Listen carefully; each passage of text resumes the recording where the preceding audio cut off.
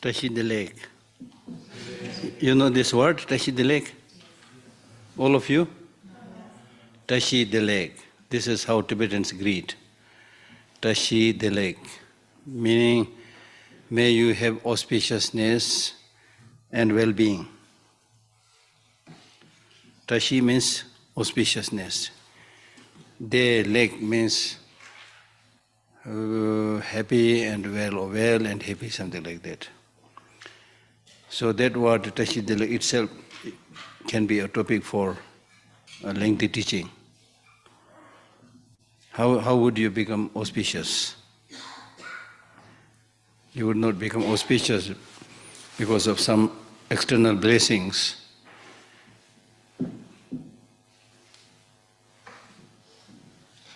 There is a text called reciting the name of Manjushri, the deity of wisdom. So in that there is a line which says, Chö shi tashi tashi jung, the tashi that I'm talking about, Chö shi tashi tashi jung. That means it is by knowing the Dharma there will be auspiciousness. Chö shi tashi, it's by chö means Dharma. It's by knowing Dharma there will be auspiciousness. Chö shi tashi tashi jung, and auspiciousness will also be there in the future. That means there will be auspiciousness and success. Now there will be auspiciousness, success in the future. Tashi kunji tashiva. And you will also be able to get the best of auspiciousness. Among all the auspiciousness, there is one which is supreme, which is getting liberated and achieving enlightenment. And tashi kunji tashiva, that auspiciousness which is supreme among all auspiciousness, means that in our ordinary life we have auspiciousness or success in the sense of your business, your health, your well-being. This is termed as success, or thereby auspicious, right?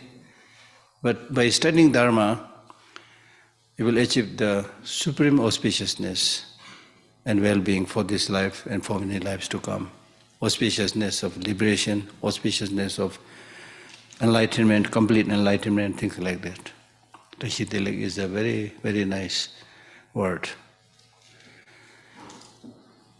In India, we greet each other by Namaste. You know the meaning? Namaste. Namaste means, I bow down to you who has this God within you. I bow down to you who has this divine spark within you. Right? So all this have very good meaning, very good meaning. So we are here to get those different levels of auspiciousnesses. And the reason we are not getting those auspicious states is because of ignorance. As Shantideva says in this book, that even though you aspire to have happiness, but because of ignorance, you destroy the cause of happiness. Even though you aspire to shun suffering, but because of your ignorance, you run after the causes of suffering. So the running that we are doing, in many cases, becomes causes for suffering. Because running you are doing is primarily for collection of material facilities, increasing your name and fame, all this for these fleeting pleasures. So this, running after sensual objects will, before long, will bring more problem. There's the meaning. And we all want happiness, the most desirable happiness, the long-lasting happiness. But the causes of those happinesses we destroy as if it is our enemy because of ignorance. Now, for example, if you talk about compassion and non-violence, people might say, oh, compassion and non-violence we can't practice today. Compassion and non-violence, for many people, think that it is a sign of weakness. Now in this today's world, what you need is weapon, nuclear weapon. Seriously speaking, that unfortunately the situation and the environment is such that people are compelled to think like that. I mean, look at Japan. Because of its experience of Hiroshima and Nagasaki. Have you visited Japan and visited Hiroshima and Nagasaki? How many of you visited? Yeah, so you saw it, right? I visited few times. During that bombardment, the destruction was so immense. Kids going to the school just melted. They are on the road, living something like a shadow, nothing, bones, everything just melted because of radiation. You see? Now they have a nice museum, you can see what has happened, Iron rods, thick as like this, are melted. Unimaginable destruction. And because of this, the Japanese government took a decision never to go for nuclear things. Now see today, because of your neighboring countries, you're pressurized. No other way, you see, unfortunately. But then, if you think for the long term happiness, this show of forces and flexing the muscles is not going to help us at all. It will only it will only destroy everybody. As I said the other day, assured mutual destruction. That's for sure. But we are doing this because of ignorance. Insanity. So the only way to stop that insanity is to explore the real nature within ourselves and cultivate it and talk about it, share it, say no to war, say no to killing, and say no to all these bad things that is happening. And you shouldn't become what we call as accomplice, as we say. You should not become a friend or supporter of all those wrong things. Read Mahatma Gandhi's approach. Non-cooperation. Even if you don't want to just jump into the battle and do all those things, but at least there are many areas where you should not cooperate. Non-cooperation.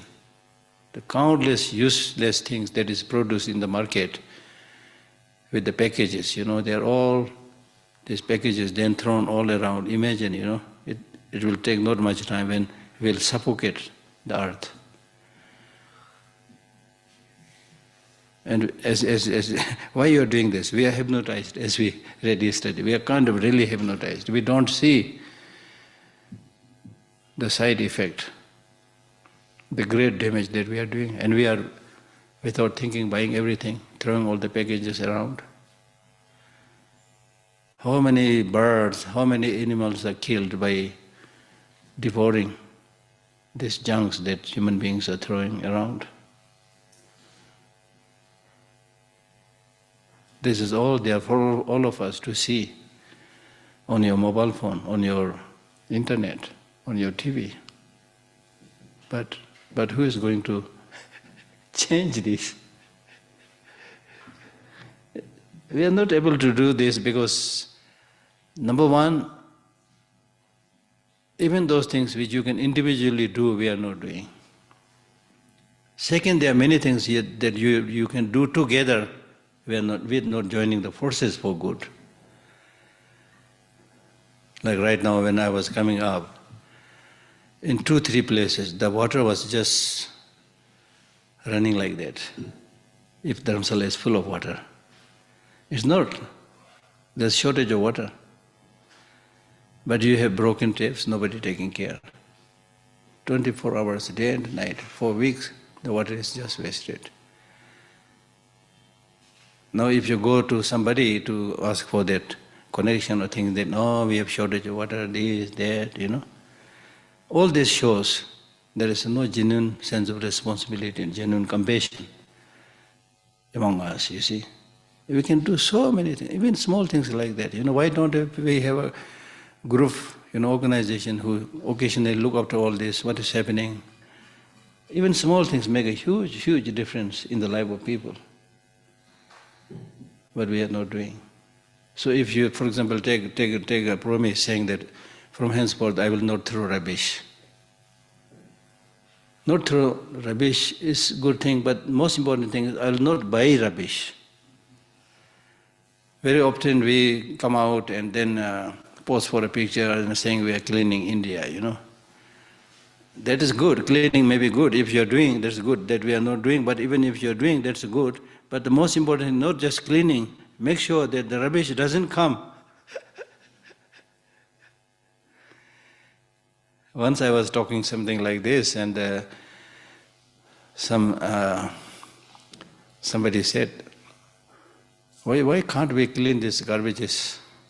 It's so easy in big cities. People who have the power, why don't we do this? Delhi or in any city, big city.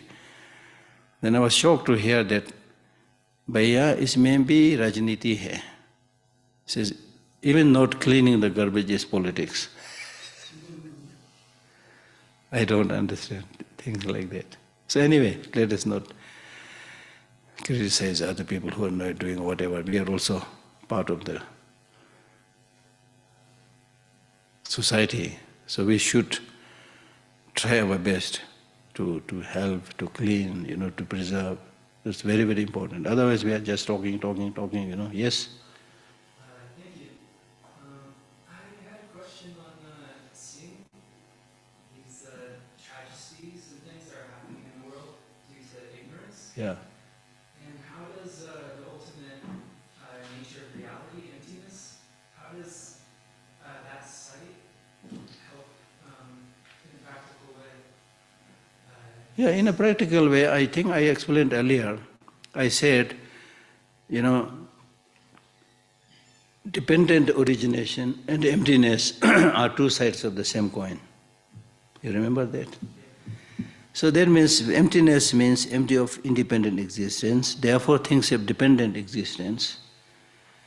So because of our interconnectedness, dependence, interconnectedness among human beings, interconnectedness with the environment, with everything. So because of this interconnectedness, what affects some other area will affect you also. Especially in today's world, you just can't say, oh, that country is very far. With the technology, with media, we are all connected. So unless we take responsibility, we'll all suffer at the end of the day. Like for example, the global warming.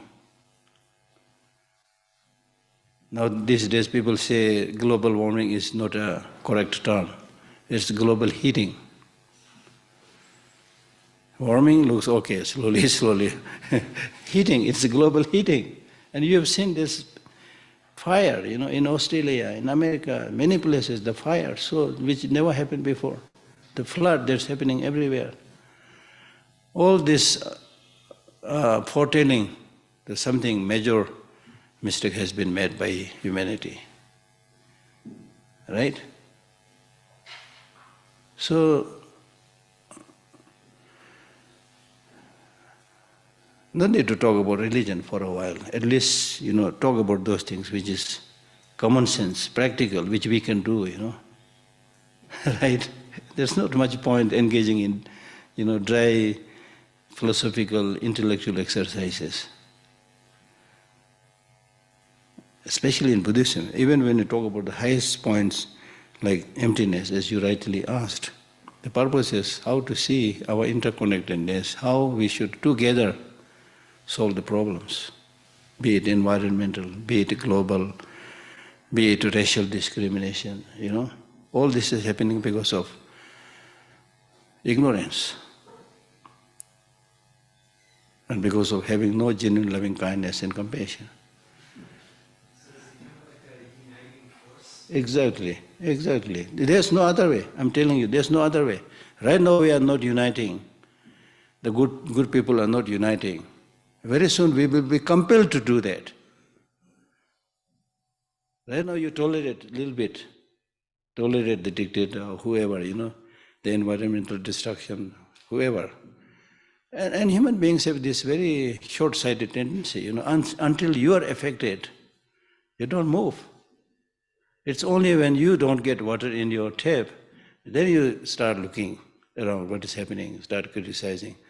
So long as you are getting water in your tap, you don't care others are getting or not getting it. Even for washing a small cup of tea, you will really release the full volume of the water, such a big wastage, Because we don't have much concern, awareness. How many people are using that water? How by misusing your water, how many people will be affected, you see? And instead of doing things right, we always say, मेरे एक आदमी के करने से क्या फर्क पड़ेगा, How does it make a difference by doing something good just by one person like me, one individual? How this can affect? This is our attitude, When you think about the world, it's nothing but a combination of individuals. If the individuals don't do the right thing, the so-called world will collapse, it will fall, you see. Right now, there's a lot of discussion going on, UN, if let me say something about that.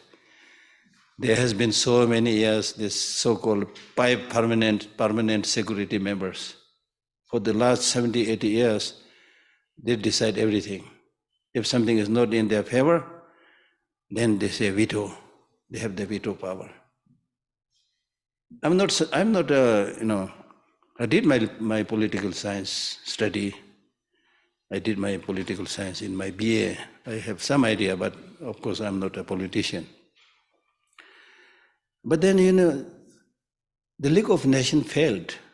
Why the League of Nations failed?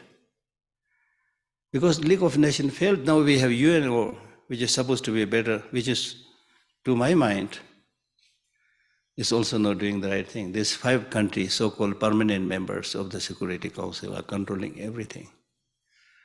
So now people are gradually rising against it. They are saying that permanent security members must be changed. At least there should be 20, 30. You see, for 70 years, only 4 or 5 countries are trying to control everything. I will never understand these things. And then also in the world, there are some countries, it looks like they can give nuclear bomb. When others are in the process of making a nuclear bomb, they say you can't. So all these things we need to study a little bit. Not to become a politician, but this is reality affecting our life. Right? So, Buddhism must make sense in today's world. Am I right? Buddhism must make sense in today's world. You can have the comfort and luxury of talking about complete enlightenment and nirvana. Yes, of course, wonderful. But how are you going to get a little bit of glimpse of nirvana enlightenment here on this earth, here among the society? So therefore it is really, really important. For example, if you want to sing and dance, moving your head and hand, first you need to have your 2 feet on the ground, firmly on the ground. If you don't have your feet firmly on the ground, how are you going to sing and dance? So first be a good human being, sensible human being, which cares about other people's well-being. As His Holiness the Dalai Lama says, if possible, help as much as you can. If can't, at least don't harm.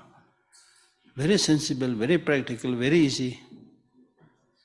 So that is the way how we can change society. If individual human beings never mend their ways, no amount of army, no amount of police, no amount of security check will be able to contain them. Because as we all know, some of the criminals and other, people who want to do bad things, they are also very clever, they're expert.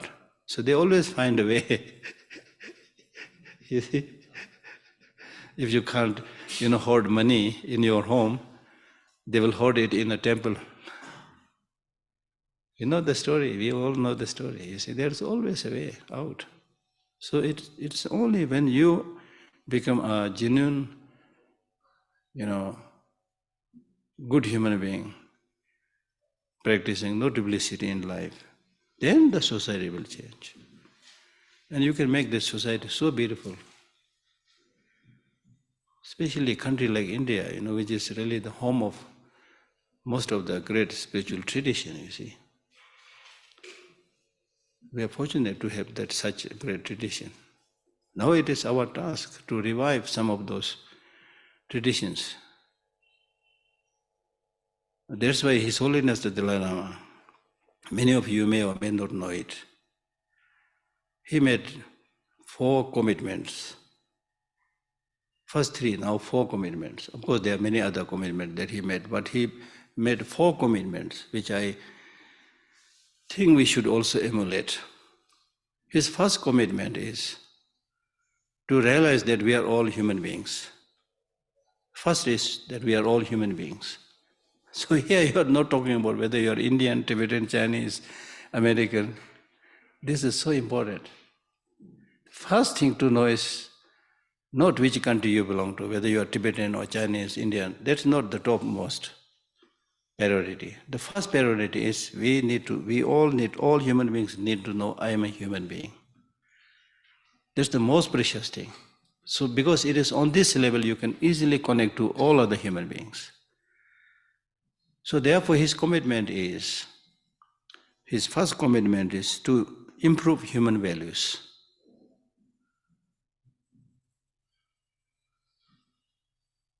Right? To improve human values. And how are you going to improve their human values? And he's already saying, through secular ethics. If you don't like the word secular, because it has remained a little bit controversial right from the beginning, so at least we are saying social, ethical, emotional learning, something like that. So basically it is improving your human values. Now how will you improve that human value? You can get some idea from religion also.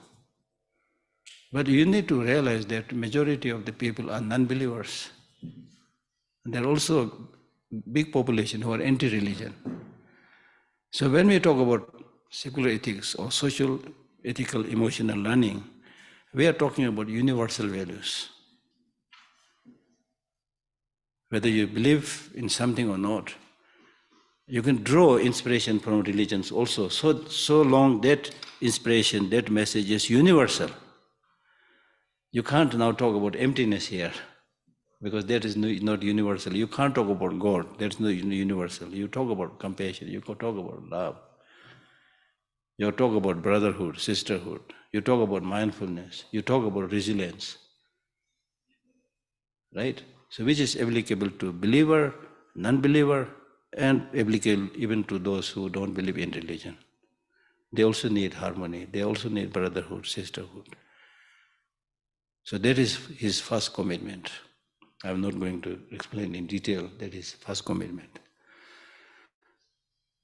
His second commitment is, now it's very interesting how he's doing that. He's doing this by saying, first I'm a human being, so I have the responsibility to do something for the whole humanity. And just like His Holiness, you're also a human being. So you should have that bigger responsibility towards all humanity. It's very, very important. That's the most important. Then second, he says, he's a religious person, he's a Buddhist. Right? So in your case also you may follow one or the other religion. So therefore he is saying that as a religious person, my job and task is to bring religious harmony. Whether you believe in God or not, that's not important. What is important is the message. The believers of God, the non-believers of God, whatever their, philosophical differences, but the main message is love, affection, harmony. So we should all come together and don't fight in the name of philosophical differences. Don't try to prove that my religion is best. That's what we do. This again, it's because of self-centeredness. We have this tendency to prove whatever you are doing is best. So similar, therefore you follow a particular religion and then you think this is the best religion. If you believe in God, then you start thinking those who don't believe in God, they go to hell. Once Bishop Tutu made a joke to His Holiness Dalai Lama. They are a very good friend, very nice person. I also met him a few times. So during the joke, they always used to, make fun of each other.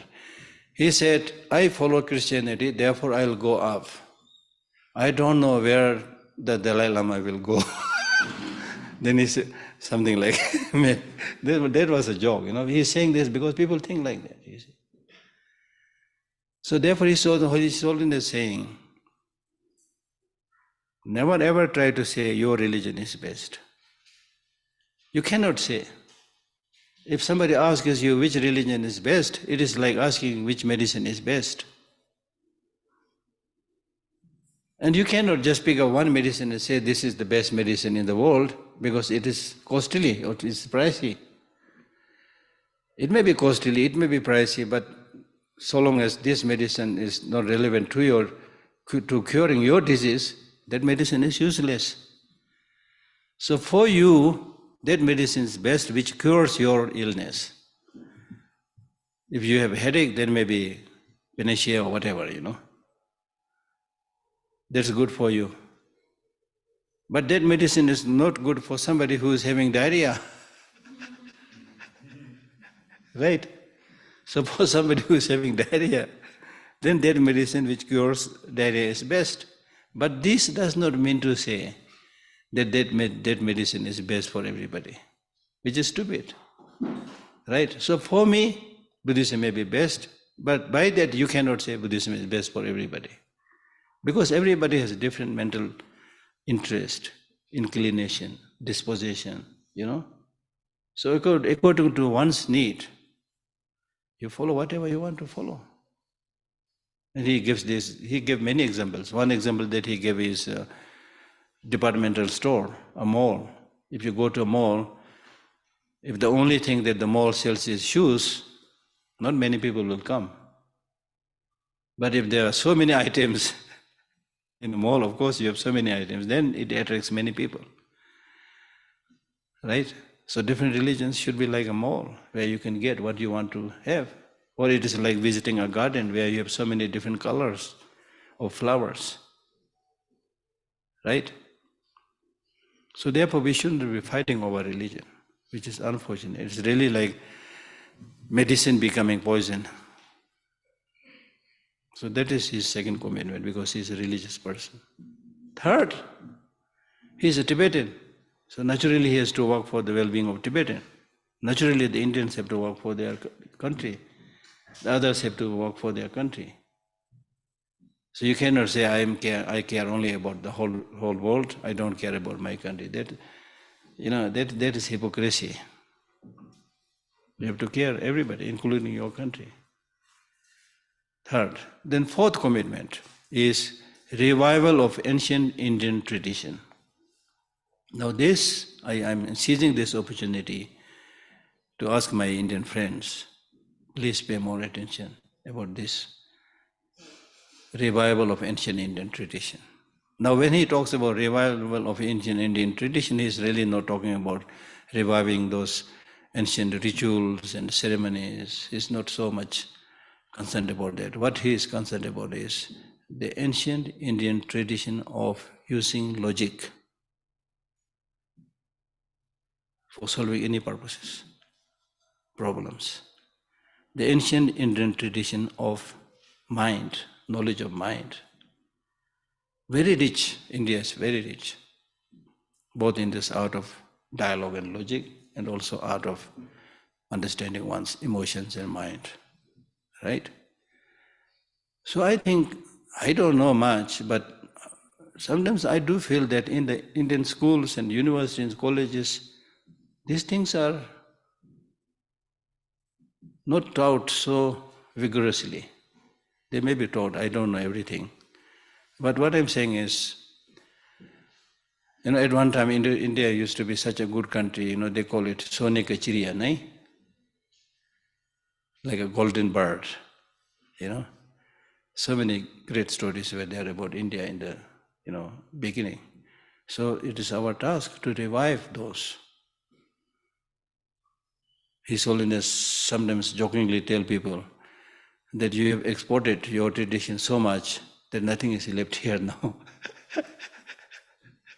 We teach yoga and all those things to other countries, But how much we are teaching our younger generation?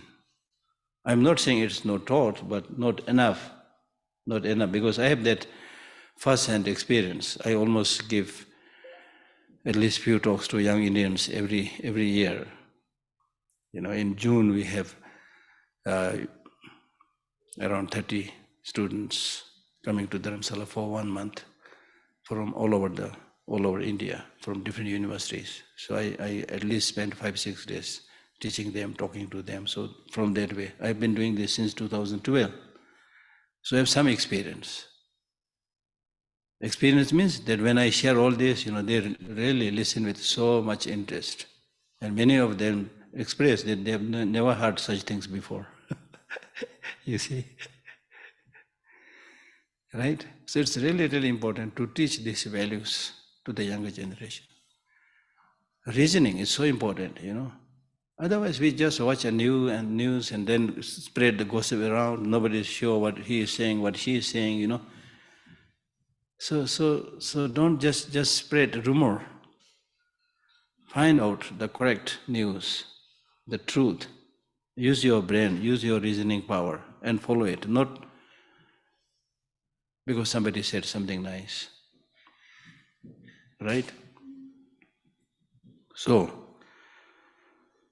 the point I was making basically was, there is a teaching in Buddhism which says, even if your realization is like that of a god, your behavior should be like ordinary human beings, right? So pretension will not work. First you get grounded, be a nice person, help each other, encourage those people who are doing good things, support them, and make your presence, make the presence of other good people felt. That's the way to change the world, I think, or at least it will make a big impact. But unfortunately nowadays, when somebody, people do many wrong things, hardly anybody is saying anything, right?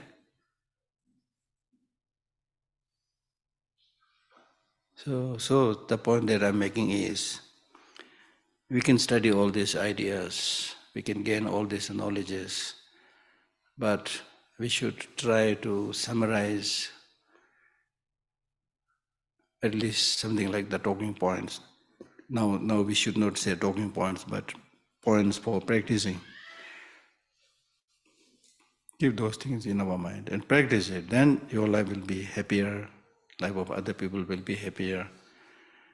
And if that happens, then you are coming here and sitting here for so many days without going up and down makes sense. Otherwise, why you should just sit here, just go around, go out in the nature, enjoy, take a nice photo, take a nice lunch, that's what you normally do, you just continue with that, you see. But that is not enough. Therefore, we are here to get something, to do something, right? So that is what I wanted to say in the beginning. Okay? Then where are we now?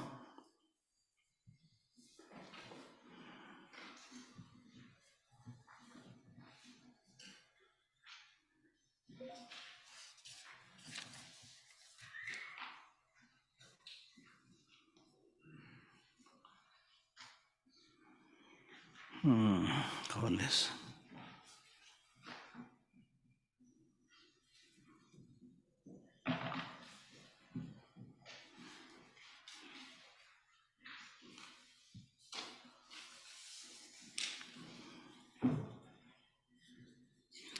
Yeah, we finished reading verse number 15, right? 17. Okay. 17 also finished. Even those who wish to find happiness and overcome misery will wander with no aim, not meaning, if they do not comprehend the secret of the mind. Yes, we read that, the paramount significance of Dharma.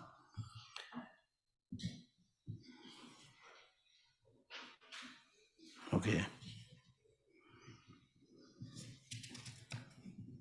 That means secret of the mind means the ultimate nature of the mind, which is shunyata. And so basically saying it is because we have not realized emptiness of phenomena in general, especially your own mind, therefore you continue to stay and live with ignorance, and therefore you continue to wander around aimlessly. Therefore it is important to protect your mind. This being, verse number 18, this being so, I shall hold and guard my mind well. Without the discipline of guarding the mind, what use are many other disciplines? Guarding the mind is important because the sufferings that you experience in this life, sufferings that you will experience in the future lives, the fears that you good, and the good things that you do, all comes from the mind. Therefore, I should guard this mind means, therefore I should guard this mind, hold this mind means, now you should know what to adopt, what to discard, maintain mindfulness, okay?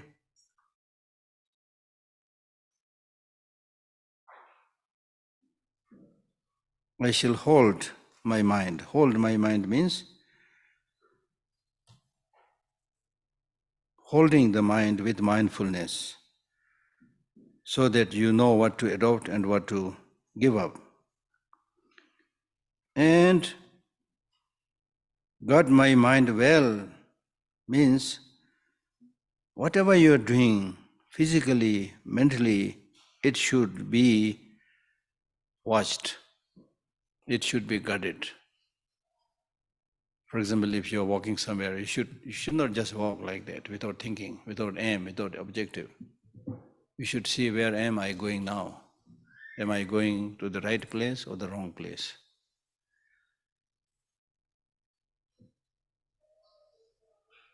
Similarly, what are you thinking right now? Especially your thinking. This thinking, unless you keep an eye on it, nobody will be able to judge what you are thinking. Physically, if you do something, there may be people who will obstruct you, so you will be compelled to be careful. But with the mind, nobody knows what is going on in your mind. So therefore, there is in one of the mind training teaching, there is a line which says, "Thokta la chawanyi." That means there are two things you need to do in the beginning and in the end. In the beginning, in the end means two things you need to do. Okay, not this one.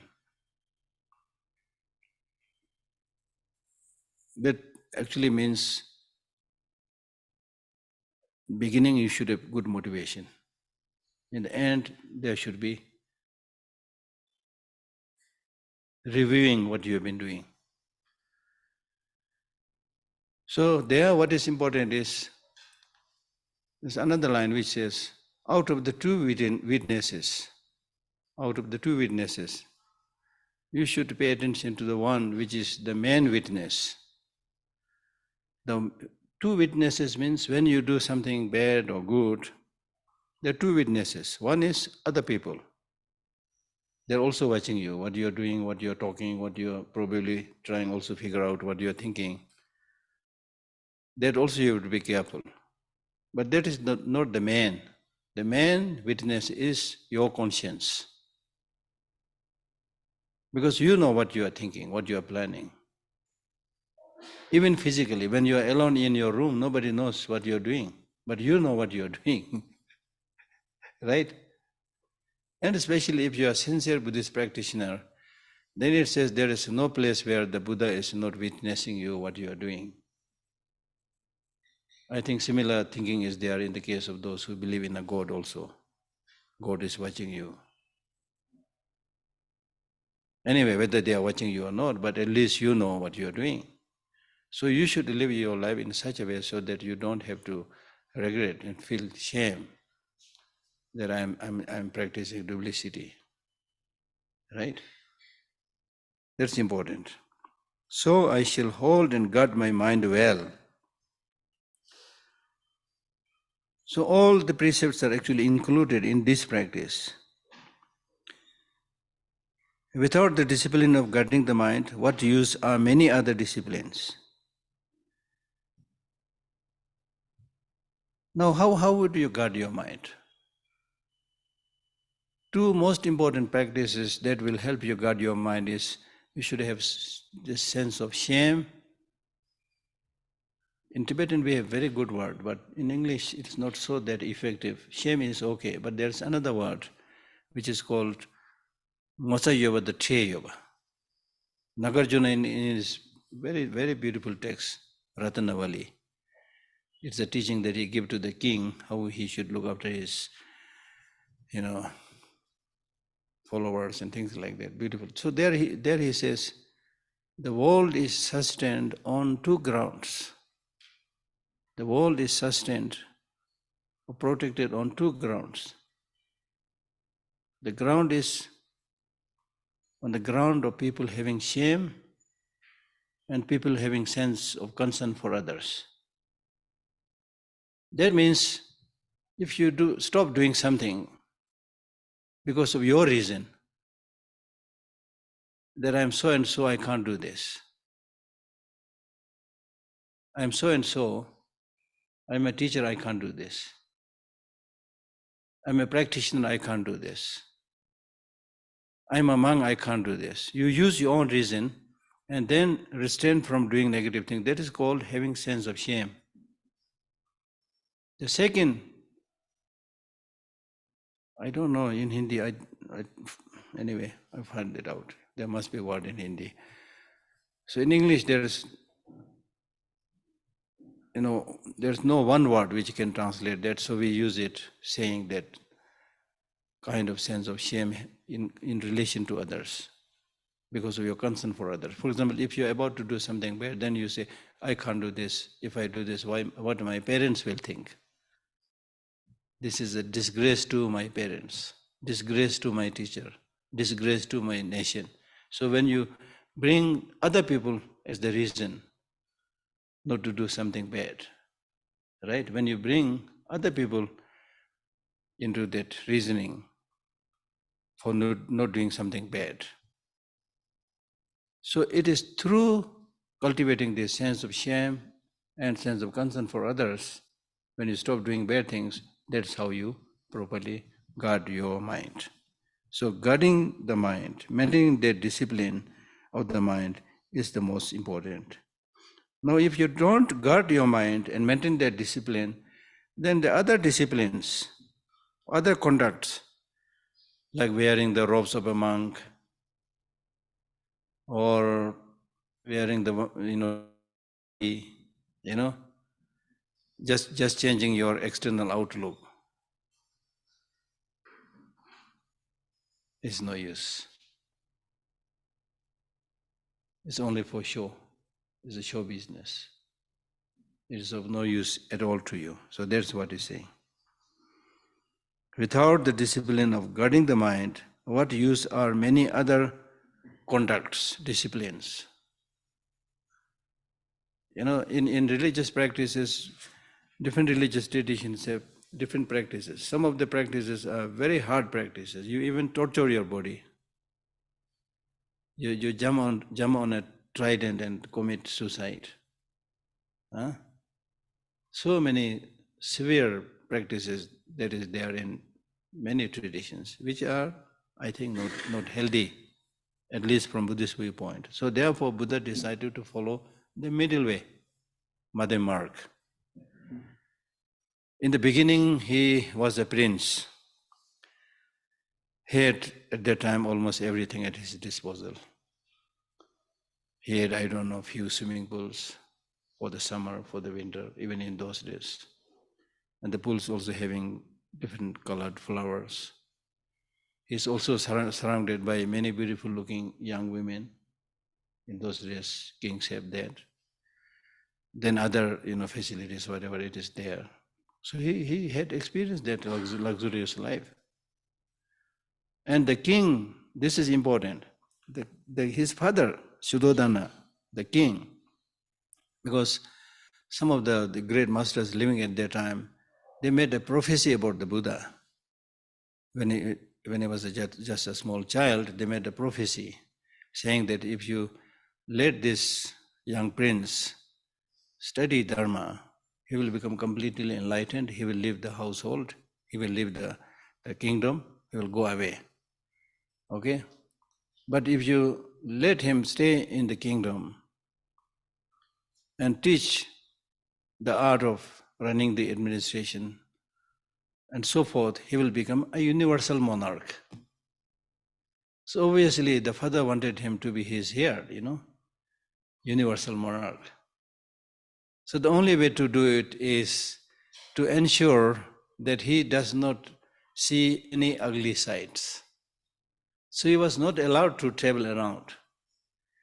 He was mostly confined within that kingdom, small kingdom, a palace, where you have all the nice foods, nice girls, whatever, all the beautiful things are there. But Buddha, of course, had a different mental outlook, very clever mind. So he was always thinking, what could be there behind this palace, behind this fence? What could be there? Always thinking about it. And then, few occasions he requested his father that I want to venture and go out. Even there, the father said, okay, you can go out and go through this route. He told the driver of the chariot, you go through this route. And that route was very well organized, clean, swept clean, people all looking elegant, beautiful clothes, That's what happens even today when a king or when His Holiness goes around, people show up with the best, So, but somehow he sees this old man, sick man, dying person or dead person, So then he started asking the question, why this person is so old, different from other people? Why this person is suffering? Why this person is sick? What happened? He asked all these questions. Then the charioteer, he answered, this is called aging, this is called sickness, this is called death. We are all prone to that. Then the Buddha thought that if this is our ultimate fate, this is what we are going to experience, how can I remain in this so-called palace, completely hypnotized? We can use this word here now. Completely hypnotized by the so-called seeming glories. Therefore, he made it a point that I will find a way to stop aging, stop the causes for suffering, stop death. So from this his life story, what he is saying is, we are more or less like that prince living in the palace. We are also like that. We are hypnotized by the material marvels, the shiny gadgets, the shiny cars, Even if you just talk about mobile phone, there's so many varieties now. iPhone, started from iPhone 1 maybe, I have no idea. Now we have iPhone like 14, right? 14, yeah. 14 what? 14 also, in iPhone 14 also has there are 3-4 categories. I know that. Which one is the best one? 14 Pro Max. I should get that very soon, huh? Right? So we keep on updating the external gadgets. So I jokingly tell people, we keep on updating the gadgets, but when was the last time when you updated yourself? Like Geshe Lhakdor 1, Geshe Lhakdor 2, Geshe Lhakdor 3, Geshe Lhakdor 14. I should be at least more than 14 now. Right? But unfortunately, in our case, we are more or less the same stupid fellow, making the same mistakes, I mean, I'm not saying you didn't make any improvement. I do hope that you made some improvement, but not so visible. And also we don't pay attention about upgrading oneself, updating oneself. So Buddhism is saying, instead of continuously updating the external things, update yourself. Update yourself.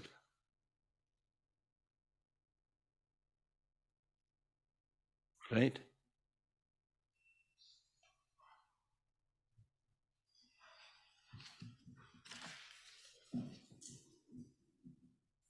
So what use are many other disciplines, other conducts, That's what I'm saying. We are only changing the external outlook and not changing the mind. That is the problem. Changing the external outlook is important because that way you can attract people. And that shows people go after appearances. They have no time to watch for the reality.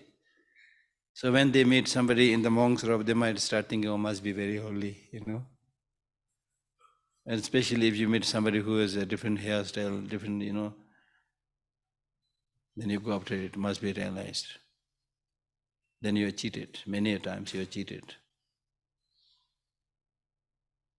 Just like in the shopping mall, the display there is arranged nicely because people go after appearances. I had already spoken about it. So we should, in our life, go more for the substance, the reality, than the outlook, appearances.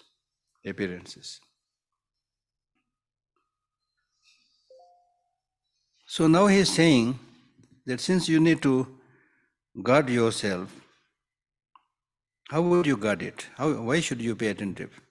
Verse number 19 is saying, just as I would be attentive and careful of a wound when amidst a bustling, uncontrolled crowd, so I would always guard the wound of my mind when dwelling among harmful people. If you have a wound on your body, then when you move among a very crowded, bustling people, and especially uncontrolled, young people jumping up, down, pushing, pulling, things like that, then you need to be very careful about your wound, If people touch it, you will have a lot of problem, pain. You have to be very careful. Or not just wound, if you are not very well, your feet is not very firm, you can't walk properly, then you may be toppled and killed and, so therefore you have to be very careful. So similarly, I should always guard the wound of my mind. Wound of my mind means your mind is very vulnerable. Very vulnerable. For example, if somebody praises you a little bit, you feel very happy. Our mind is so sensitive, so vulnerable. If somebody says a little bit bad thing, you feel very sad. You are ready to fight. Our mind is very, very sensitive, very vulnerable. So that's what he's saying. So therefore it is important that you make sure that you don't go to those places, at least in the beginning stage. You don't go to those places where there is a likelihood of developing more negative emotions. Don't go with those people, harmful people or sinful people, negative people, in whose company you might end up developing your negative emotions. Right? That's what he's saying. So I should always guard the wound of my mind when dwelling among harmful people. Okay. And if I'm careful of wound through fear of being slightly hurt, then why do I not guard of wound of my mind through fear of being crushed by the mountain of hell? And if I am careful of a wound, why you are careful, why you are protecting your wound? Because there is fear of being hurt, and that hurt will be minor, not too big, slightly hurt. Still there you are careful. If this is the case, then why do I not guard the wound of my mind? Because if you don't guard it, then the result is not a small hurt, but you will be projected into a negative state of existence, including hell. So again, we don't do that because we have no idea what will be like in a hell. The other day we read that hell is state of your mind. So that means when the state of your mind is not good, then you will become crazy, you will become mad. And then in this very life you will say, now I'm experiencing hell today in my family, in my mind. So hell doesn't have to be a separate place where you need to buy a ticket and go there, right? Hell and happiness is basically a state of your mind, okay? Should I behave in such a way as this, then whether among harmful people or even in the midst of women, the steady effort to control myself will not decline.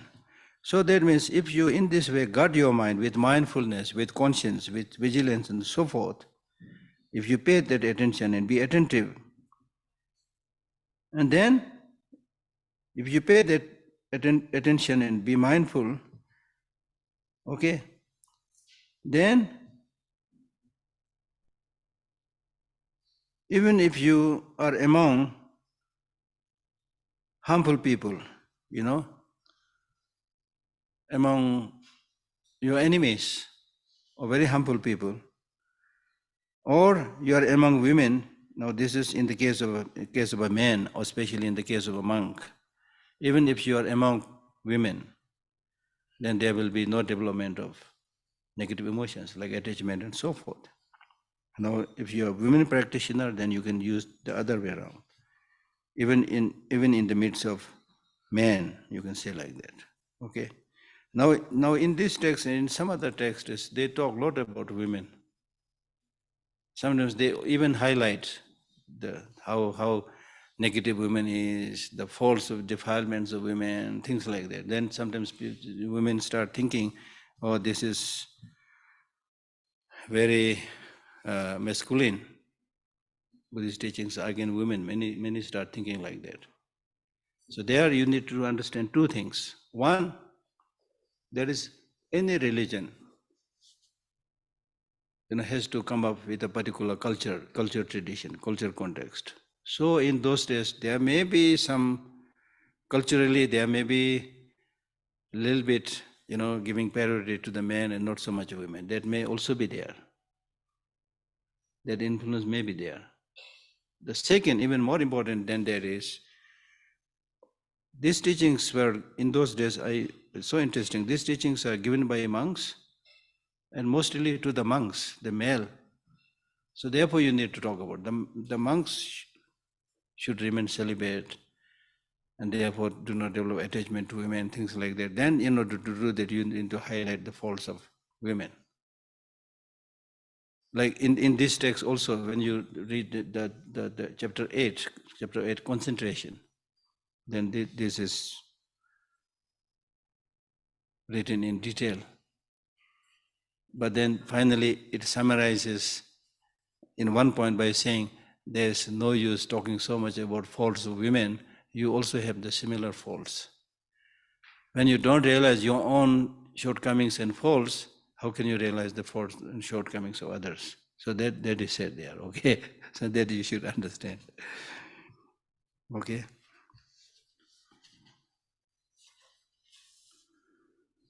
So should I behave in such a way, meaning that you maintain mindfulness, attention, and being ever and alert and aware, then whichever place you are, harmful place or place of attachment, you will be able to control yourself and your guarding of the mind will not decline, not relax. So wherever you go, be attentive, be mindful. What are you eating? Even small things like eating food, sometimes you really like to please your tongue, and then there's something there looks good, and you don't have much patience, oh, looks good, I should eat it, then get sick. So think twice before you eat things, especially when you're traveling.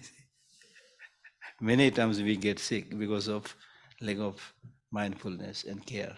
Forget about bigger practices. Even in our daily life, we get so many problems because of just listening to people and not paying attention, right? Okay. So not to have doubt towards everything is wrong. To have doubt with everybody is also wrong. If you doubt everybody, then you will never find one person to whom you can trust. That's also wrong. But if you have no doubt and trust everybody, that is also wrong. Okay?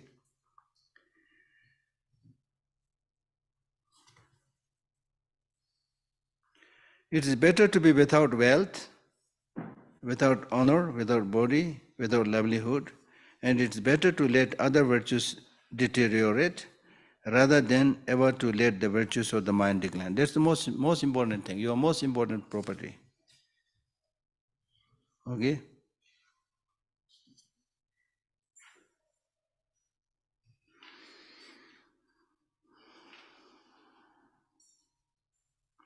So that means in all times, in all aspects, with mindfulness and vigilance, if you lead such a life, then you will have no problem. That is what we read already. Right?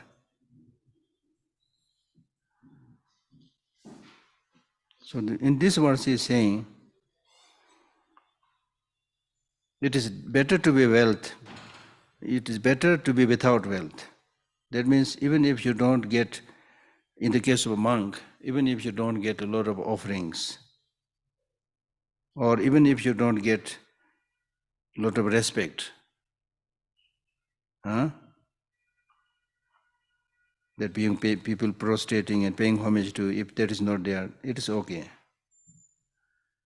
Similarly, even if you don't get those things for your nourishment, for your body, for your livelihood, so in that way, if you die, it's okay. It's not a big deal. That's what he's saying. It's tolerable. And similarly, it is better to let other virtues decline. That means other virtues means the virtues practice that you do verbally and physically. That's also okay. But if you don't maintain mindfulness and vigilance and protect your mind, then you are in big trouble. So therefore, make steady effort to control,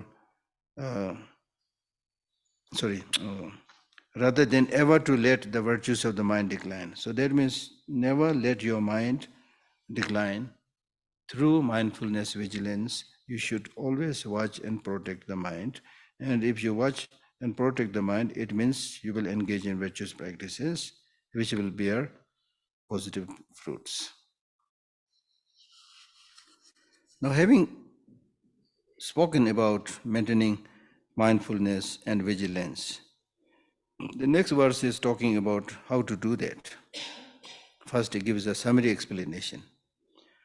O you who wish to guard your minds, I beseech you with folded hands, always exert yourself to guard mindfulness and alertness or vigilance. Now look at this one. Shantideva is so concerned about our well-being.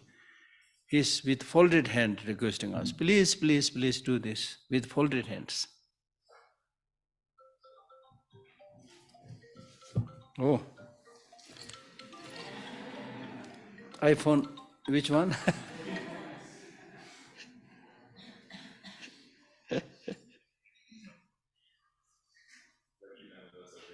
Huh?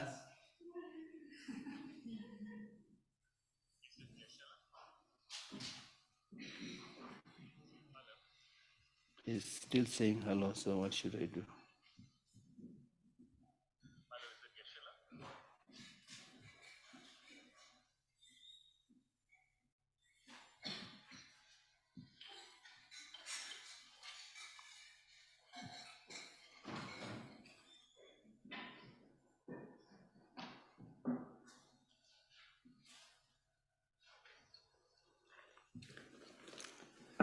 Okay.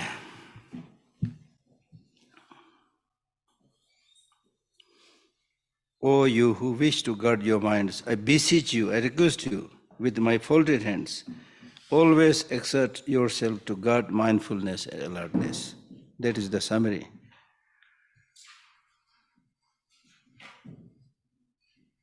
He's folding his hands because he's saying this is very, very important. Please, please, please maintain your mindfulness and vigilance. Be vigilant. Now, if you don't do this, what will be the problem? He explains the problem from the next verses. What are the faults of having no vigilance? People who are disturbed by sickness have no strength to do anything useful. Likewise, those whose minds are disturbed by confusion have no strength to do anything wholesome. So that is the point. If you are sick, you have no capacity to do anything. Right? Similarly, when your mind is disturbed by confusion, when there is no vigilance, when there is no concentration, when there is no mindfulness, you cannot do anything. The other day we spoke about the importance of concentration. If you are unable to concentrate, your mind is distracted. If you are not able to maintain mindfulness, mindfulness includes both the one-pointed meditation and analytical meditation, right? Then you can't achieve anything. The other day I mentioned, maintaining one-pointed meditation is like pulling all the energies of mind together. I give you the example of a laser beam, right? So like that.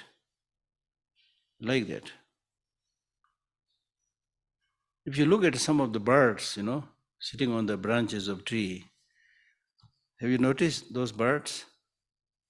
Mostly the birds are like, they don't sit like this. Have you seen the birds sitting like this? Not many. Most of them, they are like, then they fly, sit on another branch, then again. Because they have to be very careful. Another bigger bird or other animal might come and take them away, eat them away. Now in the case of human beings, we heavily rely on our mind and our other facilities, so we think we are not vulnerable. Not knowing the most destructive negative emotion, the enemy is residing peacefully in our mind. You see, not knowing. So therefore you can't relax so long as you have these negative emotions within yourself. Right?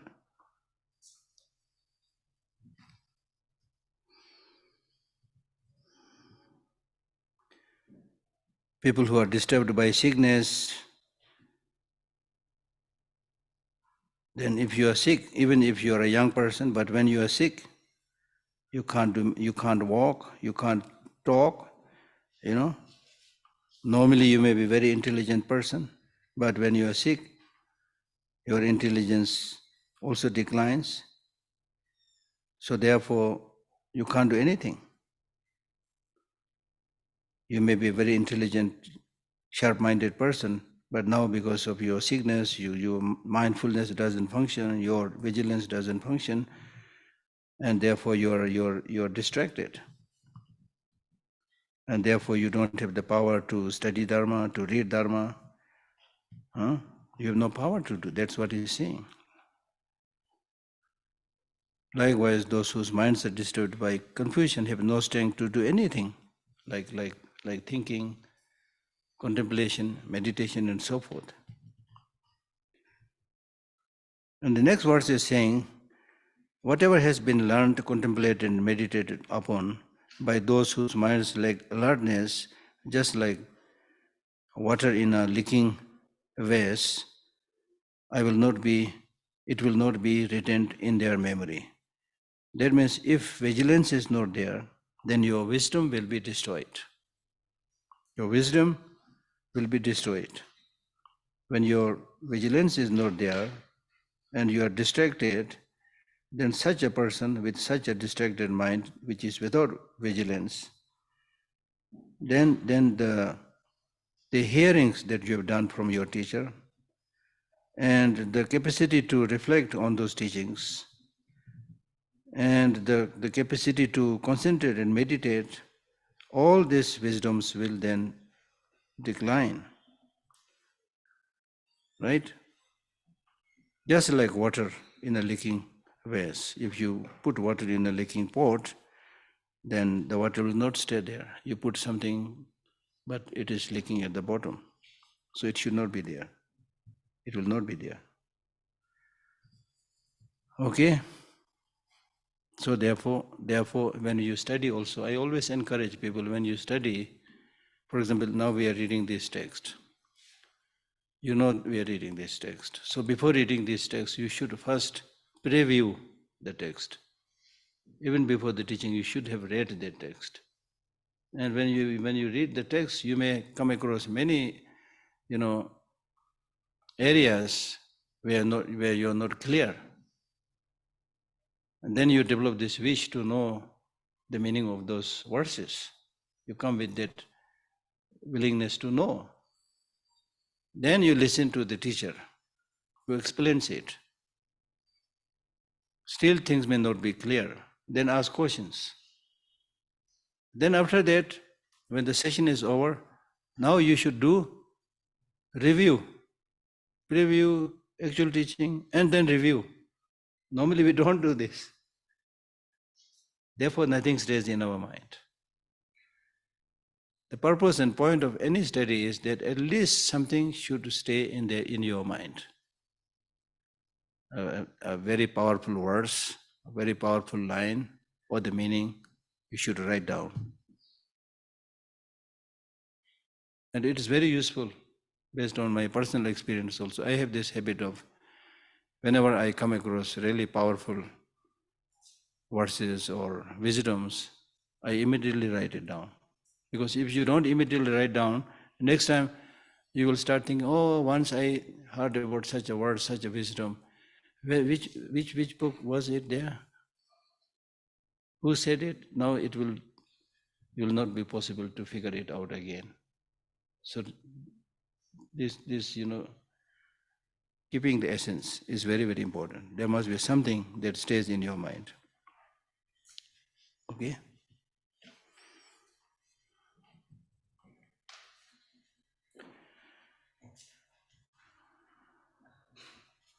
Even those who have much learning, faith, and willing perseverance will become defiled by a moral fall due to the mistake of lacking alertness. Meaning that if you don't have the vigilance, then earlier we explained that if you don't have vigilance, your wisdom will decline. So similarly, if you don't have this vigilance, your morality will also decline. That is what he's saying in these words.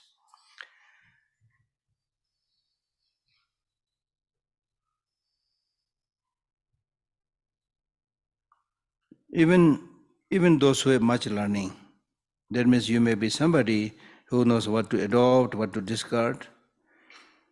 And not only that, you may have faith towards the infallibility of law of causality, and willing perseverance, that you may also be making effort towards what to give up and what to adopt. So there are many people who have all these three. They have a lot of knowledge, they have also faith, they also make a lot of effort, but they will become defiled by a moral fall. They experience this moral fall because there is no vigilance due to the mistake of lacking alertness or vigilance. Right? Vigilance. The reason is that if you don't have that vigilance, then the thieves of unalertness, that means when you don't have the vigilance, the thieves of unalertness, in following upon the decline of mindfulness, will steal even the merits I have firmly gathered, so that I shall then proceed to lower realms. That means when you are without vigilance, then the negative emotions like attachment, hatred, they are like thieves. Attachment and hatred will come like thieves. And then there are other negative emotions like arrogance and jealousy, which will, attachment and hatred will come like robbers. Arrogance and jealousy will come like thieves. So as soon as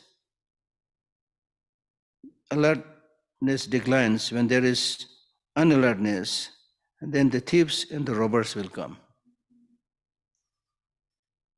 In following upon the decline mindfulness means as soon as your mindfulness declines, then the thieves and robbers will come. And they will steal and rob the merits you have gathered. And what is the result then? The result is, just as when the thieves and robbers rob all of your wealth, nothing will be left. So similarly, you will be left with no virtuous practices, no good qualities, right? And then that will take the life of happy migration and you will fall into negative state of existence. That is what he's saying. This host of thieves who are my own disturbing conceptions will search for a good opportunity. Having found it, they will steal my virtue and destroy the attainment of life in a happy realm. I think that is more or less I've explained already.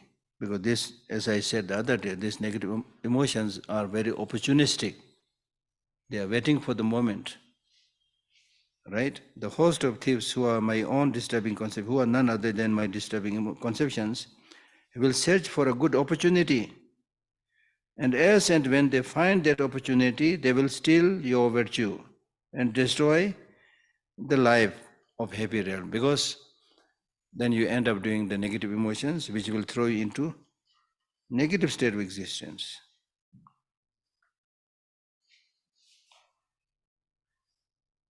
Now next, verse 29 is explaining what is the actual method to sustain that mindfulness. What is the actual method to sustain that mindfulness?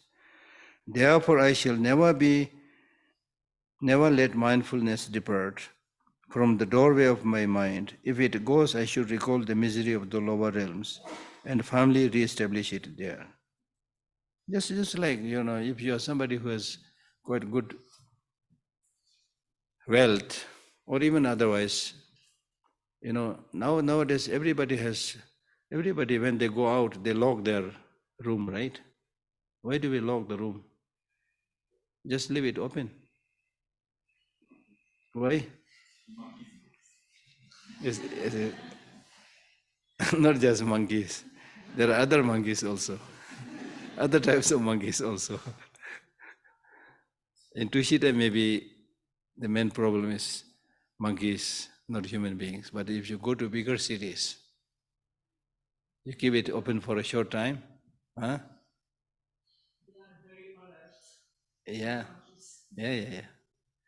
So in bigger cities now, in some places, not only they have lock, but they also have the door in some places. When I visited Moscow some years back, the doors of the individual apartments, they are thick like this, the door. Plus they have spy camera. Every apartment has that camera to see who is coming, who is going, That's the situation. And in some big cities, your next door neighbor dies, nobody knows. It's only after 3-4 days, when bad smell come out or whatever, then they know something bad has happened. So my point is why we do lock our rooms, to make sure that no thieves come, no robbers come. including monkeys or whatever, so that none of the things that you have collected are stolen or robbed or lost.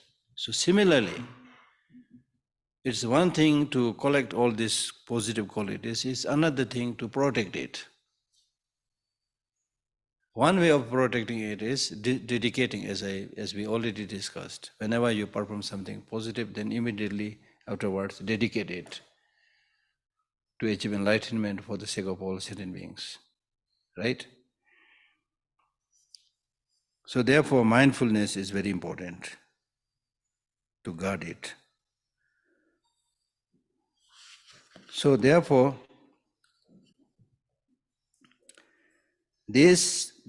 because of this reason, therefore he's saying, because of these reasons that we have studied already, therefore, it is because of this reason, I will maintain this mindfulness which does not forget what to adopt and what to discard. I will put it inside the room and probably lock it and not let it go out of that door of the mind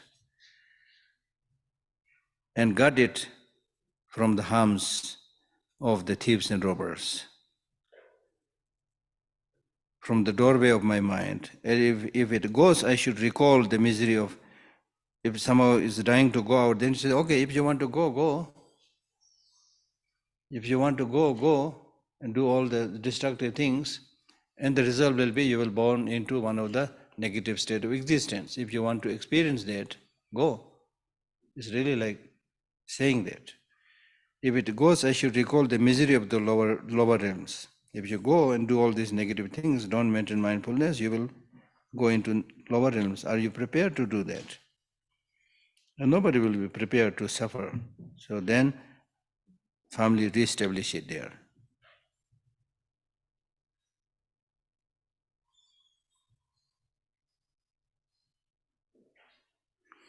Now, in the case of the beginners, they will not be able to maintain their mindfulness. So what is the best method to maintain their mindfulness? Therefore, verse number 30 says, through staying in the company of spiritual masters, through the instructions of abbots and through fear, mindfulness will easily be generated in fortunate people who practice with respect. So this verse is basically saying that in the beginning stage, you may not be able to maintain mindfulness. So therefore, it is important to stay with qualified teachers or spiritual friends who possess mindfulness, who possess vigilance. And when you remain in their company, it is easier to maintain mindfulness, because your abbots or lamas will also constantly tell you what to adopt, what to discard, and you follow them, you practice it, because if you violate it, then the lama may scold you, the teacher might scold you. So there is somebody who is taking care of you. So in the beginning, it's important to stay with other practitioners like lamas or teachers who can guide you, who will tell you just like a naughty child, don't do this, do that. That's important.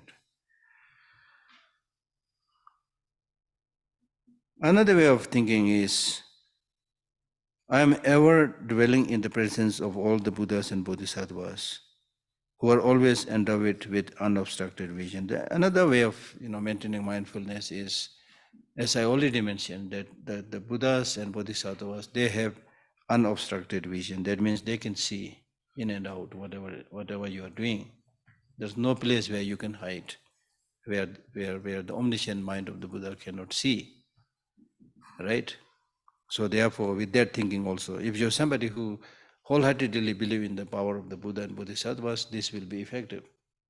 But if you're not so sure, then the best is your conscience. Okay? Because otherwise you will say, oh, how can I even change my clothes if Buddha is seeing? Something like that. Yeah. I'm ever dwelling in the presence of all the Buddhas and Bodhisattvas who are always endowed with unobstructed vision. By thinking in this way, I shall mindfully develop a sense of shame and respect and fear. Respect means basically showing concern for others. Also, through doing this, recollection of the Buddha will repeatedly occur. Another advantage of thinking like that is the Buddha may be watching you, not watching you. But just by your thinking that Buddha is watching, that will help you. As the other day I said, the God may be there, not may be there. That's not important. The important is when you believe there is a God who is like your father figure, then when you are about to do something bad, then you think, okay, my father is watching. It's not good. So you practice it. So therefore, in this way also it is important. So therefore, by repeatedly thinking like this, you are recollecting, remembering the qualities of the Buddha. From that point of view, it is important. Okay?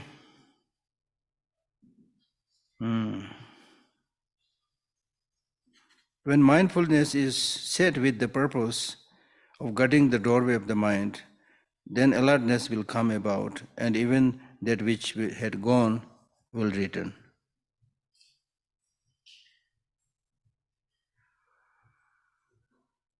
That means at a time when you maintain mindfulness,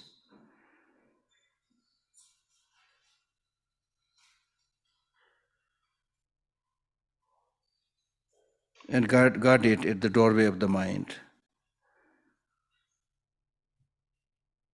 The reason that you guard it at the doorway of the mind is so that it will not engage into objects through which you will develop negative emotions. So in this way, that's the reason why you maintain that mindfulness, to guard the mind. And when you do that, then, in other words, when your mindful practice is good, then you need to develop also vigilance. The purpose of vigilance is to check mindfulness, whether it's really doing its job or not, whether it's getting distracted or focusing on the object. That's the purpose of vigilance. So when you do that, then mindfulness will also come back again. And even that which had gone will return, come back again. Okay?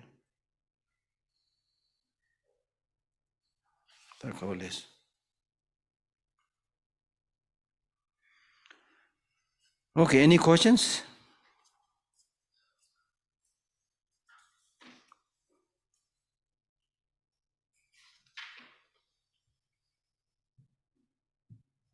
Okay. I have a question which is a little bit disconnected to what we've done today. In the Christian world, the creation of heart is, get it? I thought I was loud enough, but I'm not. Okay, I'm not. I'm sorry about that. The creation of heart of the earth is made by a God. How does what is the explanation of the creation of nature of the universe in the Buddhist concept? In Well, concept is not the right in the word. very beginning of a very famous text called Abhidharma, which is really like the text on Buddhist cosmology. So in the beginning of that text, it says, the multifarious forms of the world or universes that we experience or see are born out of karma, action. That so-called action is committed by the mind, right? So it is your mind and the action induced by that mind which creates the world, which creates the universe, which creates our experiences. Now this is related to, in the Western philosophy you have this very interesting point, which is there in the Buddhist logic also, design theory. Design theory. The design theory means if you want to build a house, first you have to come up with a blueprint. That blueprint is prepared based on your thinking, mind. Then you actually do the construction. I think something like that. Something like that. Okay?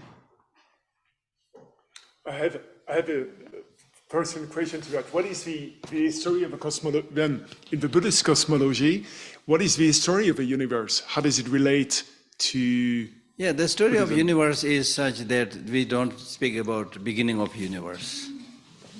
Universe is beginningless. You know, that is not easy to say because people think that there should be a time frame somewhere where we can pinpoint and say, this is how everything originated. Right? So that's why in other religion we say there is a God who is the source of everything, who for the first time created it. But in Buddhism, that is illogical. Because if everything has to be created by someone like a God, then the question arises, God also needs a creator. Now can you accept that everything needs a creator, God doesn't need a creator? He came up like that. You know, so that's the Buddhist way of thinking. And even some Western philosophers like Bertrand Russell. Bertrand Russell, do you know Bertrand Russell? Very famous philosopher. I'm very fond of reading his books. So he also said people who try to pinpoint the beginning of universe shows the smallness of their mind. Meaning that, for example, if I say, I came from my parents obviously came from their parents. Their parents also obviously came from their parents. So we keep on saying that and suddenly, okay, they started without parents. It's illogical. So then why this is so? This is law of nature. That everything has to come from their cause and condition. This is law of nature.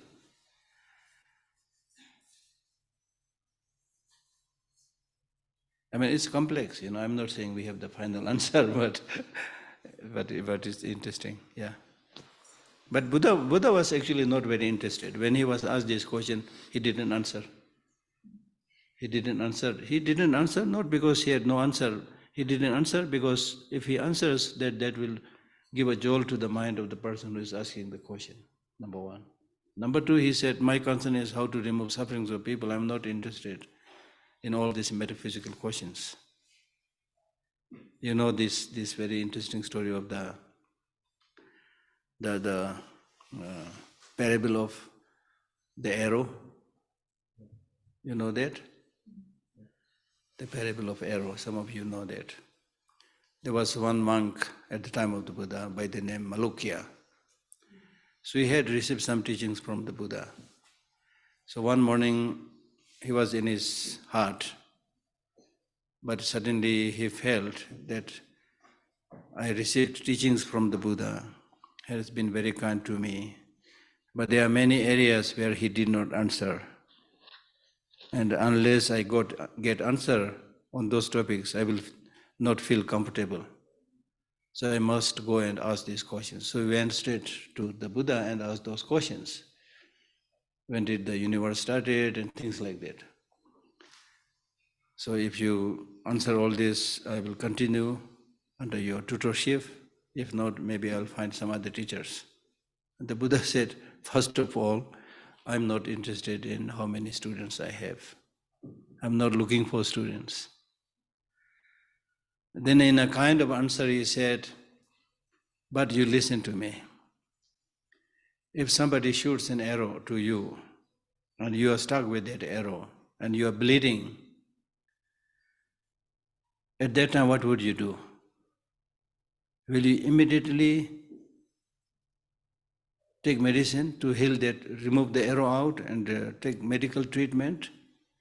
Will you do that? Is that your first priority? Or instead of doing that, you refuse to take the arrow out, you refuse to take medication, and instead ask all the questions related to that shooting of the arrow. Because you have not seen who has shot the arrow. So you ask the question, philosophical question, who must have shot the arrow? How tall the guy may be? Whether he is a moustache or not? How strong the arms of that person?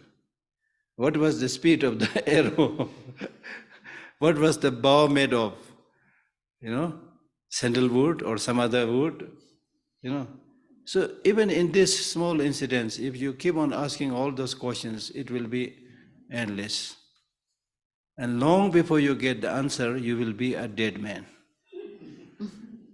So I'm interested, and therefore the Buddha said, people have so much suffering, sentient beings have so much suffering. I'm concerned about removing their suffering, alleviating their suffering. Therefore I teach on Four Noble Truths, not so much about these metaphysical questions. So there's also a very interesting way of seeing things. Okay? Yeah. Thank you so much for your teachings, first of all. My question's about understanding the difference between the gross and subtle minds or consciousness. As a beginning or developing practitioner, is it possible to have a direct experience of subtle consciousness or subtle mind?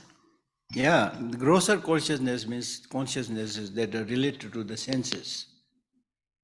Your eye sense consciousness, ear sense consciousness, and so forth. Then subtle consciousness refers to your ordinary mind, the mental consciousness. So out of these two, when you do the practice, try to use the mental consciousness. You know, using your sense consciousnesses and thinking you are doing Dharma practices, I would not say it is useless, but of not much benefit. For example, you use eye consciousness to see the image of the Buddha, you know, that then leaves an imprint on the mind, it's good. But just seeing that has some benefit, but not much. So whenever you try to do your practice, involve that mental consciousness. Try to leave an imprint on the mind. Because what goes to the next life is not your sense consciousnesses, but your mental consciousness. Now within mental consciousness also grosser and subtle, many types. For example, I will not be able to explain, I don't know also much, but there is what we have, the anti-conceptual thoughts. You know, when you experience death and the dissolution of the elements take place, then these anti-conceptual thoughts dissolve into one another. So they are all grosser levels of mind. Then finally, they dissolve into the clear light mind, the subtlemost mind. So now the point is, how can we get a glimpse of it? Normally we say you get a glimpse of it when you sneeze, when you faint, when you have sex. There are few occasions when you get, but in order to get a durable experience of it, you can't keep on fainting. You can't keep on sneezing, you see. So one very good opportunity is to try to seize that consciousness, subtle consciousness at the time when you are dying. So if you're a practitioner, then you know when the dissolution and death takes place, then you know, okay, I'm now dying. Now my earth is dissolving into water. And now my water element is dissolving into fire. Now my fire element is dissolving into wind or air. And now it is dissolving into consciousness. So you know that. So His Holiness the Dalai Lama is always saying that, I practice, I die many times in a day. And I'm now, waiting with curiosity how much I will be able to handle that when I actually experience the dissolution and the death, you see. So meaning that unless you do this practice regularly, it will not be easy to do that. There's one way. The another way is what is being taught in the Dzogchen tradition or Kajiba tradition also, and in the Gelugpa tradition also.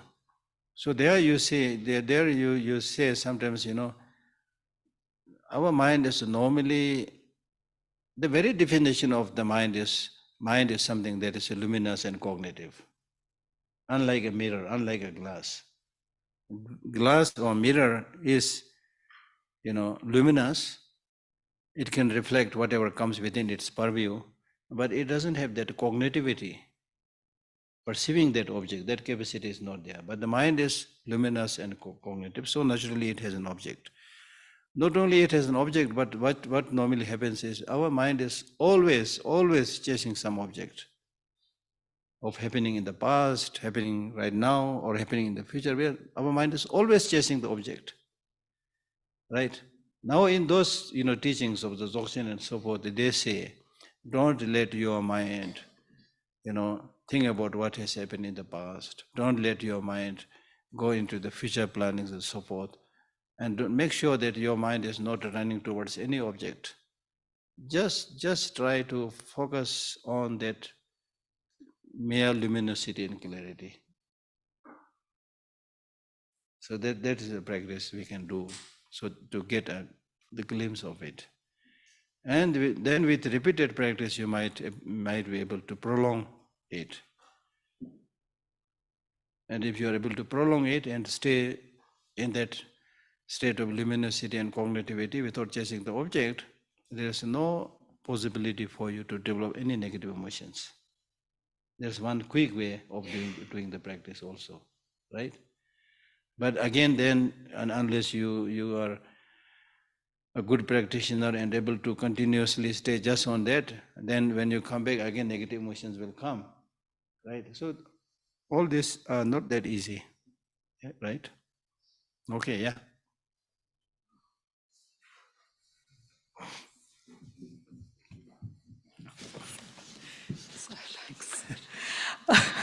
Thank you very much. Really deep teachings. And you just mentioned that the mind should not go into the past and stay in the present. And I get a lot of people talking about past trauma, you know, a lot of things being said about childhood trauma. And that comes up in the present. What's your view on how to deal with that? No, that is I don't know, like many people do this past life regression and also therapy, you know. I have some friends, you know, in Miami who do this, you know, therapy. So they intentionally try to let the patient remember, you know, the past life experiences. So that they say by doing that it is very healing. You know, they say things like that. I don't know much about it. But what I'm saying is, when you do such a meditation and don't let anything come in your mind. When you the interesting thing is, as I said the other day, the interesting thing is when you try not to think anything, actually you think more. When you make an effort that I will have no object within my mind, all objects will come. So that's why the other day I said, you know, before I meditated, I was a nice person. After I meditated, I become a bad person, you know. But anyway, you have to say no. Like any other meditation, you know, when you meditate, you have to have an object. And you are making a commitment saying that I will focus only on this object, nothing else will come. But then this only object that on which you want to meditate, it's not coming. Others you don't want to meditate, they are all coming. So that made the sixth Dalai Lama, who sometimes is called a womanizer or whatever. You know, he's a very interesting, revolting, you know, life. So he wrote some poems, beautiful poems. Looks like ordinary poem, romantic poem, but very high tantric teaching. So there in one of his words he said, the face of my teacher which I meditate never comes in my mind, but the face of my beloved girl which I don't meditate always come in my mind. You see, so this is due to your past life's habit, you know, where is your liking and disliking, things like that. But anyway, the point is we need to try to remove all this by not running after any object, be it past life's experience, whatever. Just try to make your mind stay on that luminosity, not chasing the object, I think. I'm not an expert, okay? Yeah. Yeah.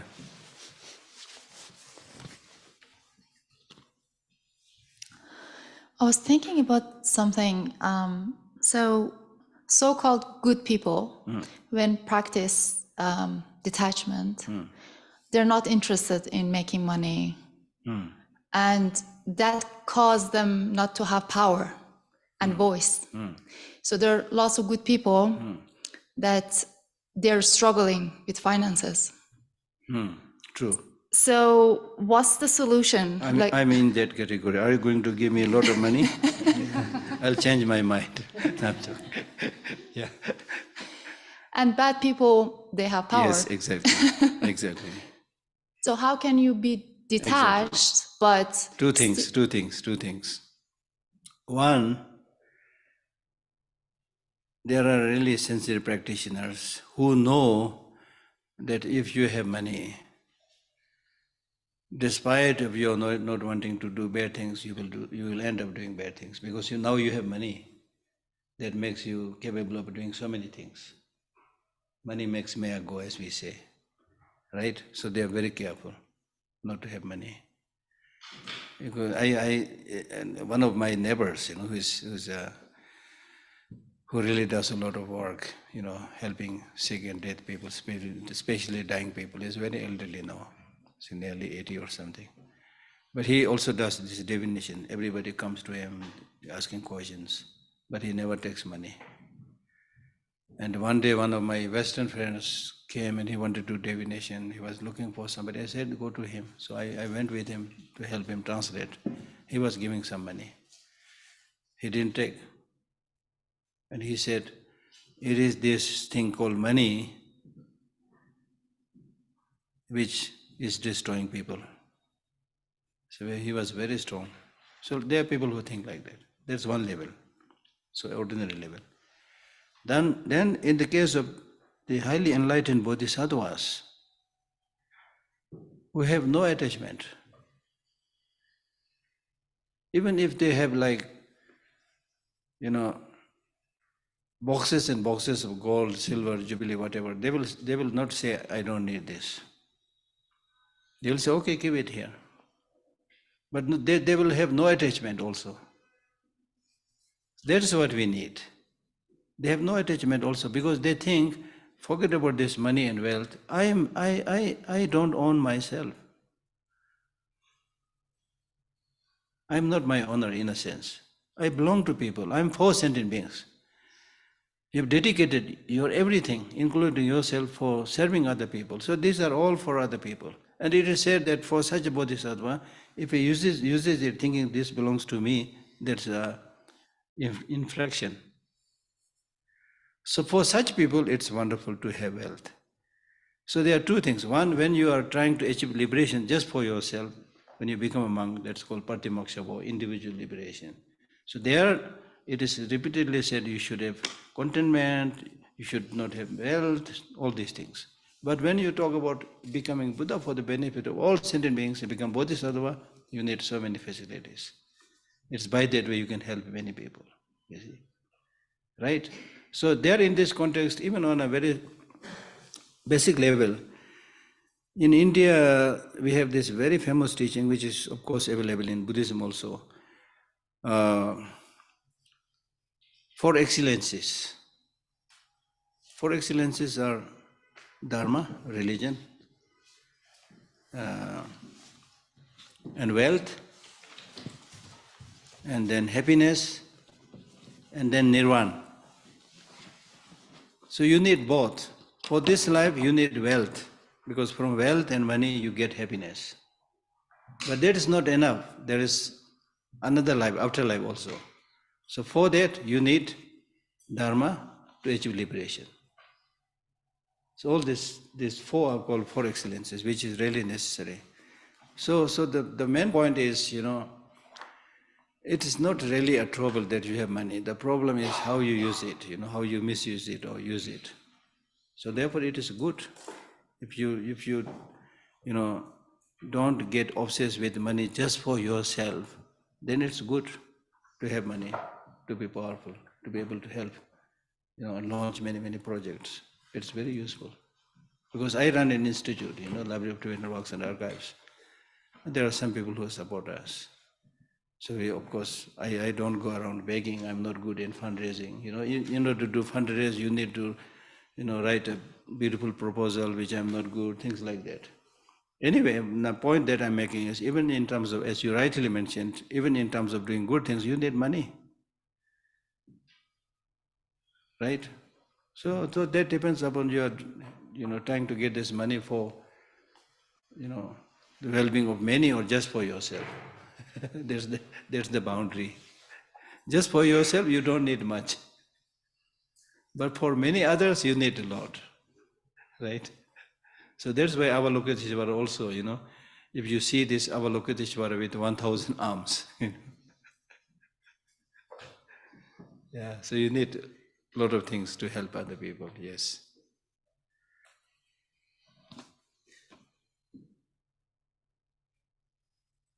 But then the problem is balancing. Ordinarily speaking, the problem is balancing. Even Mao Zedong, he had a good intention, I think, in the beginning. He was an ordinary peasant. And he saw the poverty of these farmers. So he wanted to bring about a big revolution, change, Communism is also originated like that. Struggling for the struggle is for classless struggle. Let us do away with the bourgeois and let us empower the proletariat.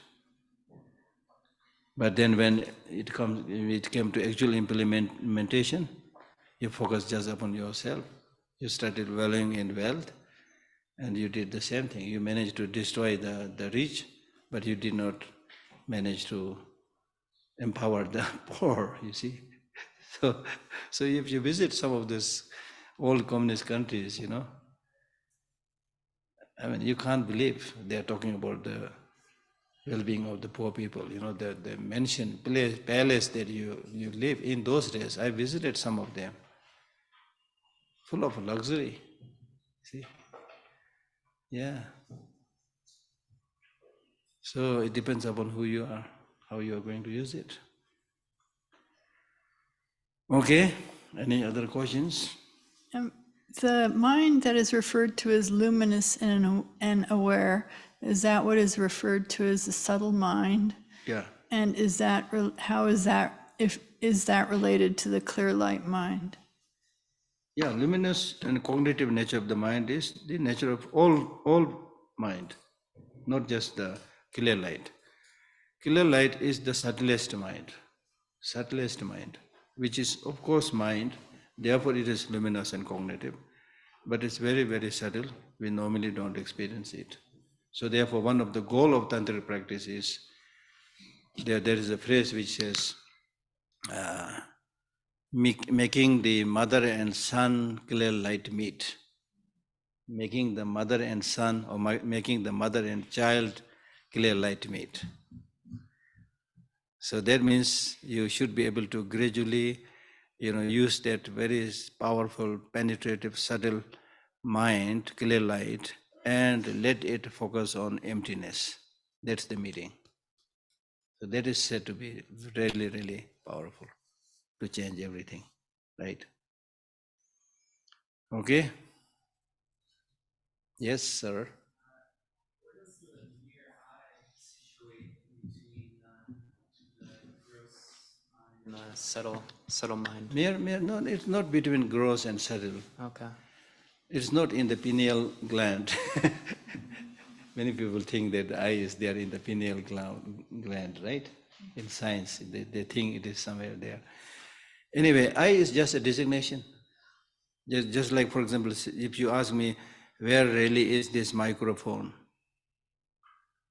Is it on the top, on the bottom, or the handle? Where is it? Just a designation. Okay. This is mesmerizing, really, mind blasting. That's why understanding emptiness is not easy. It's frightening in a way. Therefore, we say that if you really want to understand emptiness, you also need to collect merit. You have to have enough storage of merit to understand that. Right? For example, it's like the banana tree. You thought there is some essence in it, then you started peeling. After having peeled everything, did you find anything that you can say this is the essence, this is the core? Nothing. Just like onion, you see. So like that, if you really, whether the eye is the body or the mind or the parts of the body, their way you hope to get so-called eye which you can, lay your hand and point, say, yes, I found it. The scientists are doing that. You see, they wanted to find that subtlest particle. They call it fundamental building block. Because they found many subtle with the improved instrument. They were able to find many particles, atoms, electrons, neutrons, leptons, so many things they're able to find. So they really want to say that, yes, I found the fundamental building block, this is it. There is nothing which is more subtler than this.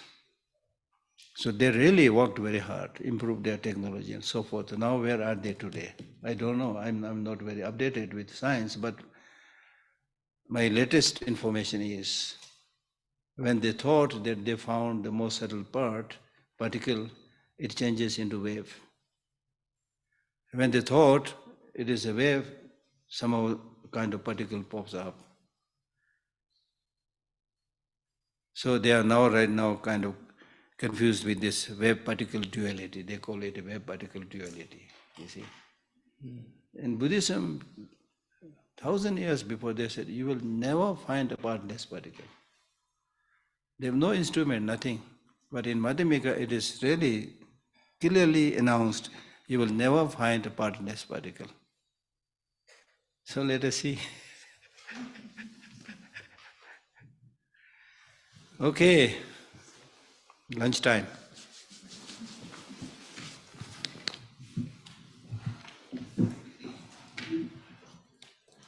Whatever else may go, we should not let the lunch go.